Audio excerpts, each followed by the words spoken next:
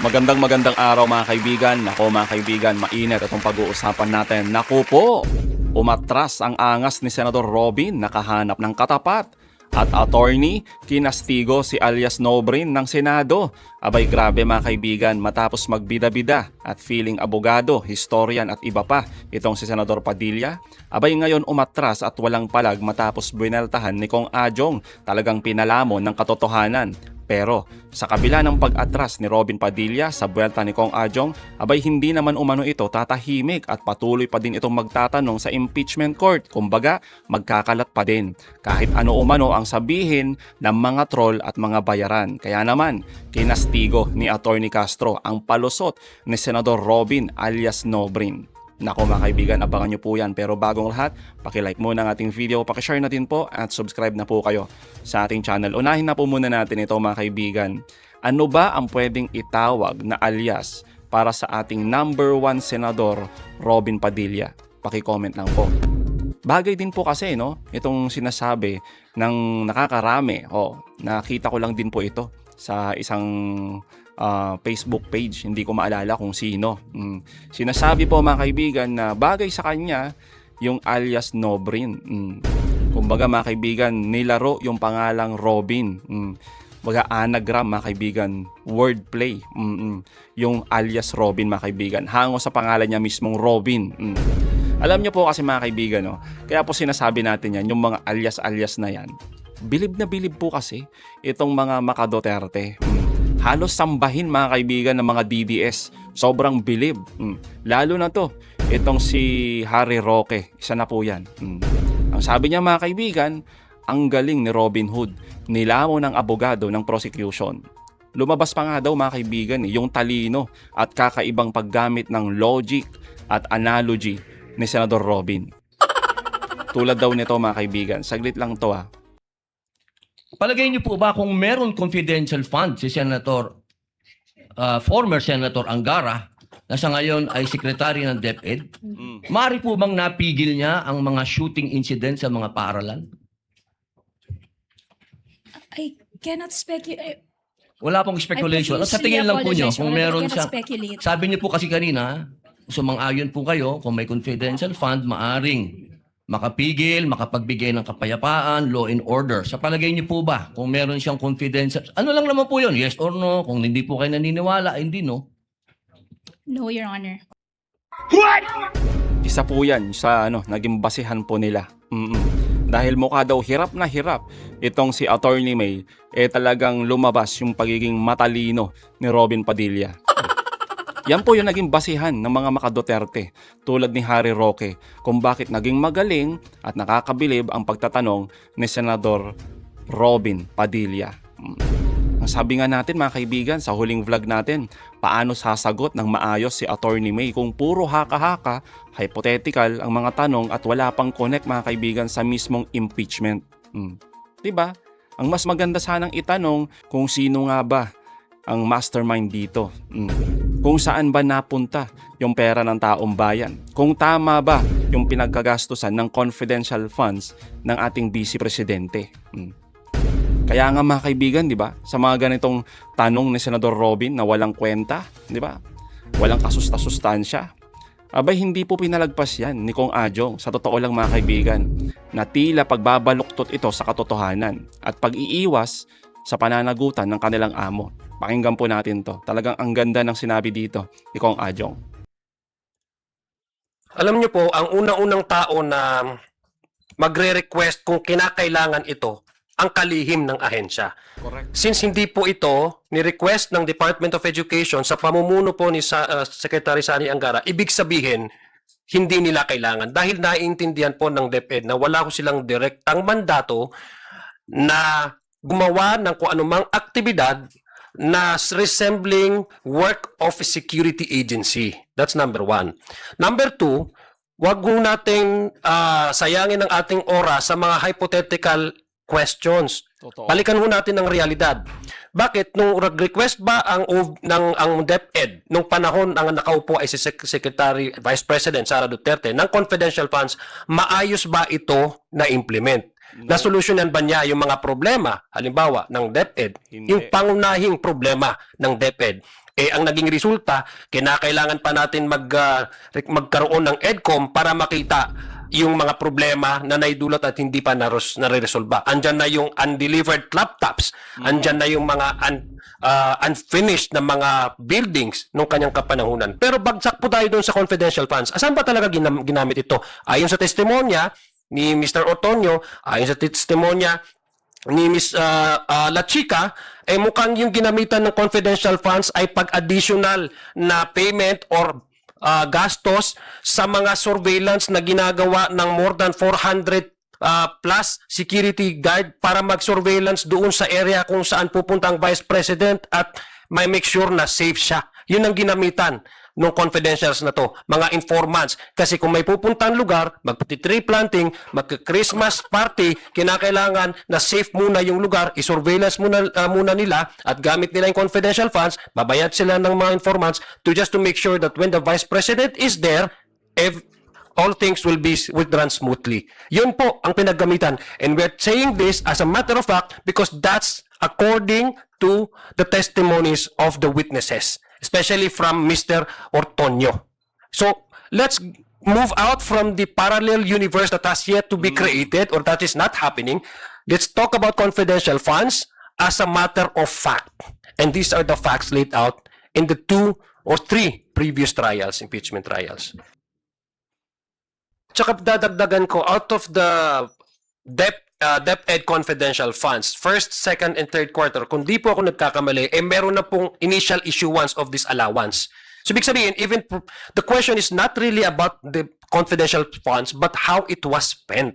Ang sabi ng COA, ang sabi ng IFAO, mali-mali yung kanilang paggamit ng confidential funds. So, hindi natin alam kung nandyan ba talaga si Pusa at saka si sino to? Si Pagong, and who else? Sorry, hindi ko nababanggitin yung isang pangalan kasi sabi sa akin ni Congresswoman Janet Garin, wag mo nang banggitin yan kasi medyo bastos. No? Yung isang pangalan na yun doon.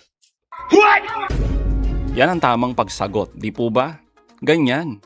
Kahit sa walang kwentang argumento, mga kaibigan ni Robin Padilla, ganito po dapat ilatag yung magandang argumento tulad ni Kong Adjong. Hindi naman po kasi sa mismong pagkakaroon ng confidential funds ang pangunahing usapin. Tulad nga ng sinasabi ni Kong Adjong. Wala pong issue regarding sa confidential funds eh. Ang issue dito ay yung transparency at accountability sa paggastos ng mismong confidential funds. Nino? Ni Sara Duterte, ang ating Vice Presidente. Wala ding issue dito mga kaibigan sa paggamit ng mga alias sa resibo. Dahil alam naman nating lahat mga kaibigan kinakailangan nito para sa proteksyon ng mga agents, ng mga informants. Ang malaking katanungan kasi ay kung may totoo nga bang tao sa likod ng mga alias na iyon na tunay na nakatanggap ba talaga sila ng pera. Baka mamaya ginamit lang mga kaibigan yung alias na to para sa pandarambong nila. Pero mga kaibigan, biglang tahimik, biglang tahimik etong si Senador Robin. Ayaw sumagot mga kaibigan sa naging pahayag ni Kong Adjong. Bakit daw mga kaibigan? Mas pipiliin niya na lang daw umanong tumahimik kaysa gumante. Talaga ba? Kasi nga daw, kapatid niya daw ito sa Islam. At personal na kaibigan niya yung kanilang angkan. Ganon, biglang umatras. Biglang umatras itong pasiga-sigang senador. Nilatagan lang mga kaibigan ng napakagandang argumento kahit pa nakakabobo yung mga tanong ni Senador Robin. Walang sagot mga kaibigan yung pambato ng mga Duterte. Walang sagot yung pambato ni Sara. Paano kasi mga kaibigan, basag na basag yung ginamit na analogy at logic ni Senador Robin. Pero mga kaibigan para hindi mapahiya, itong si Senador Robin sa kanyang mga alipores, sa kanyang mga tagahanga, lalo na sa mga maka-Duterte, abay bantakin nyo naman mga kaibigan. Since ayaw sumagot ni Robin kay Kong Adjong sa isang makabuluhang argumento, abay sinisi niya yung mga katulad natin, yung mga katulad ninyo na bumabatikos sa kanya, sa atin po, na bumabatikos. Tinawag po niya ni Senador Robin na troll at mga bayaran po tayo. Sa lahat ng mga bumabatikos sa kanya, troll at bayaran. Ganon, para lang hindi mapahiya mga kaibigan sa harap ng kanyang mga tagahanga, ganito yung kanyang rason. Ganyan yung kanyang palusot. Grabe mga kaibigan. Patuloy nilang ginagawang tanga-tanga. Mangmang at uto-uto ang mga kababayan nating naniniwala pa din sa kanilang mga palusot, lalo na dito sa grupong Duterte. Sasabihing troll at bayaran ang mga lehitimong nagtatanong mga kaibigan at bumabatikos sa kanila. Ganon yung mga katulad natin mga kaibigan, troll daw, bayaran. Pera ng taong bayan yan eh, 'di ba? Buwis po ng taong bayan ang pera na ginastos at nilustay ng inyong amo na si Sara Duterte. Kaya nga po may karapatan po kami na magtanong. Di po ba? Kaya naman mga kaibigan, sa mga ganitong palusot ni Robin Padilla, abay heto ang matinding birada ni Attorney Claire Castro kay Senador Robin Padilla alias Nobrin ng Senado. Tulad niyan, Senator Robin, kinumpara niya mga heroes, yung pseudonyms, sa mga aliases, nitong mga hindi natin kilalang mga nasa resibo. Di ba walang basihan? Walang basihan. So pag in-all out mo na walang basihan, magagalit pa sa'yo. Di ba? Katulad dito. Instead na tanggapin, di ba, tanggapin niya na hindi mo dapat ikumpara yung magigiting nating mga heroes kung kani-kanino lang na peking pangalan. Kung peke man yun, ha? Well, anyway, parang doon siya papunta eh. Tapos, tumanggap ng 85 million pesos? Or tama? Or 85,000 pesos, 50,000 pesos. May mga purchase ng medicine, ng furniture. Magkano worth? 75 million? Sabi nga natin, no point of comparison. Bakit? Yung mga heroes natin, wala yung confidential funds. Di nila kailangan ng confidential funds dito, nung panahon na yon, para ipaglaban ang bansa. Di ba? Totoo naman. Alam mo walang masama sa confidential funds. Ito yan Walang masama sa confidential funds, walang masama sa intel funds. Kailangan talaga yan. Pero, ang pondo na ito ay dapat na ibibigay sa tamang ahensya. Correct. Yung may power, may mandato para mag-utos, di ba? At gumawa ng aksyon laban sa terorismo, communism, peace and order. Pero kung ang mandato mo about education, wala kang mandato para manghuli ng terorista. Di ba? So, mga ka-clear, ang gusto ko lang ipunto dito, katulad yan, ano pumapasok sa isipan ni Senator Robin Padilla para isipin niya na, ay, hindi yan totoo. Yung pagbabati ko sa kanya, sabi niya, ay, hindi yan totoo. Ano yan bayaran yan So, ibig sabihin, talagang feeling mo walang babati ko sa'yo? Kaya nga. Or kung sino man dyan ng mga vlogger, podcaster, whatever, feeling nyo wala talaga mabati ko sa'yo kasi feeling nyo talagang tama lahat sinasabi nyo. Tapos, pag nagturo, walang ebidensya. Walang ebidensya. Yun na nga mga kaibigan, no? Basta mapaglingkuran kasi at mapagtakpan yung kabalbalan ng kanilang amo. Abay kahit ano na lang mga kaibigan yung gagawing palusot. Total, uto-uto nga naman yung mga tagahanga nila. Yan po kasi yung tingin nila sa mga kapwa natin na taga-suporta nila.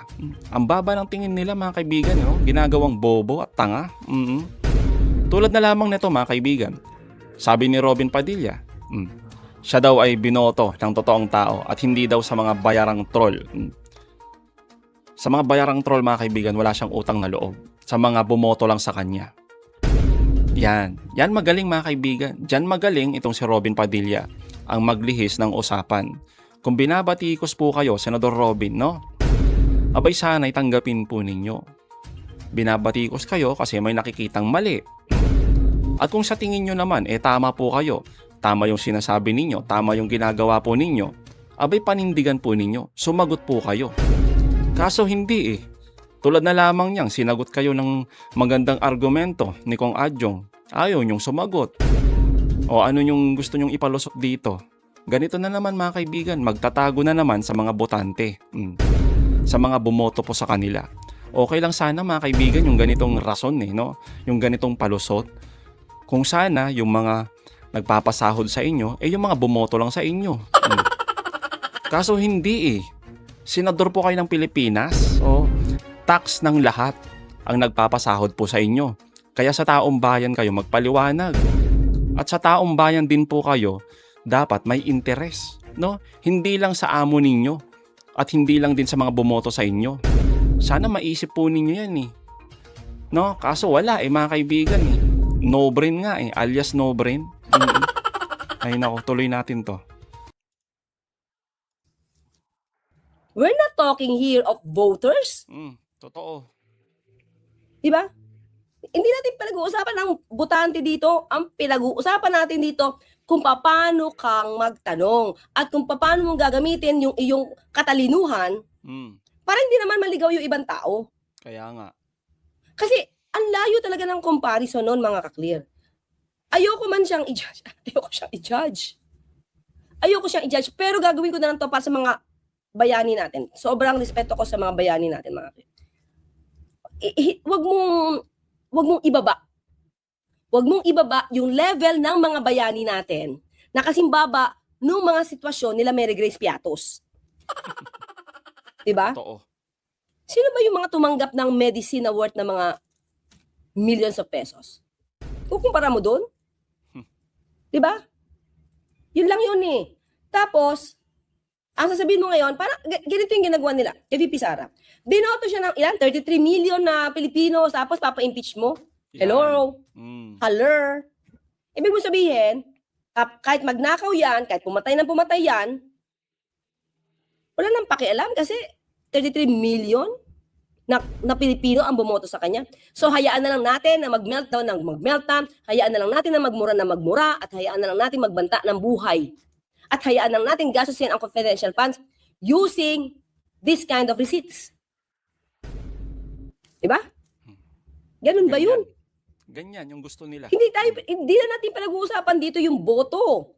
Ang pinag-uusapan natin ngayon dito ay yung trabaho. Tama. Ano na kayo ngayon? Ano na yung tinatrabaho nyo para sa Pilipino?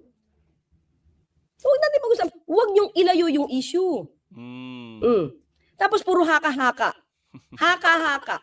Kaya nga Ang hirap magsalita, mga ka-clear, ng siguro guilty ka dito. So, wala ka ebidensya. Diba? Tapos sasabihin mo, yung nagko-call out sa'yo, bayaran. Senador ka ng Pilipinas. Correct. Wala ka ng sinisino dyan. Pagkaboto mo, pagkapanalo mo, senador ka na ng buong Pilipinas. Tumpak. Pagkaboto sa'yo, inihalal ka, nag-number 1 ka, huwag mong gamitin na rason yung mga boto. Kasi lahat ng Pilipino, meron kang obligasyon. Tama. Diba? Paano kung yung bumoto sa'yo? Kunyari lang to paano kung yung bumoto sa'yo lahat, 26.6 million, halos mga pro-China. Yun lang. O tapos yung iba, ayaw ng statement mo about China. Alam mo wala? Hindi mo sasagutin? Kasi taliwas sa prinsipyo nyo at sa lahat ng bumoto sa'yo. Diba? That's wrong. Mali yun. Well, mga kaibigan, maling-mali. Di ba? Pero sa tulad nga ni Senador Robin, di ba? Alias Nobrin, hindi siguro maiisip niya yan. Dahil kahit nga daw sunugin, mga kaibigan, di ba? Abay mga ngamoy Duterte pa din. Kaya sayang lang, mga kaibigan, ang pera ng taong bayan, kung may mga ganito, kung may mga ganitong senador, mga kaibigan, number 1 pa man din. Kaya nga, mga kaibigan, lagi nating sinasabi, sana sa susunod na eleksyon, parang awa nyo na po, lalo na yung mga nabudol, yung naging bobotante nung panahon na ibinoto nyo to. Sana wag nyo na pong iboto yung mga katulad ni Robin. Mas marami pong magagaling. Mas maraming deserve ang pwesto sa Senado para maglingkod po sa atin. Interes po ng taong bayan yung inuuna. Hindi po interes ng iisang pamilya o ng iisang amo nila. Di po ba? Again, mga kaibigan, magaling po si Robin Padilla bilang artista. idol po natin yan. Oo, idol natin yan sa pagiging action star. Oo. Pero sa pagiging senador mga kaibigan, ewan ko na lang. Parang yung alias niya lang, alias no brain. So mga kaibigan, anong masasabi niyo patungkol dito? Comment down below. Again mga kaibigan, huwag niyo kalimutan, i-like at i-share itong mga videos. Hanggang sa muli, kita-kita ulit tayo mga kaibigan.